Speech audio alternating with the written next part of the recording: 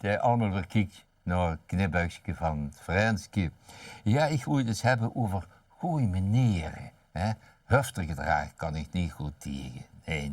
Ik ga het hebben over een vrijer die thuiskwam bij een vriendin.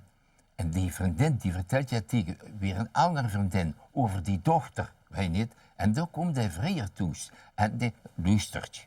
Goeie meneer. Twee vriendinnen, waarvan de muntjes nooit zwiegen, komen lest weer eens ten danger op een meren tegen. Nel zag, ons Truusje is aan het vrije geraakt. Ach, zegt Marie, pas maar op dat geen brokken maakt. Nee, zegt Nel, ik vind het lollig als ze haard rukt, dat telt. Als door zijn haard keuken, Antonius bekend van het scheepgeveld. Ja, hij is heel paard, wat mij op slaag ging bekoren. Want hij is getatoeëerd tot achter zijn oren. Ja, en de kat kreeg een hoge ruk en bleus dik bang.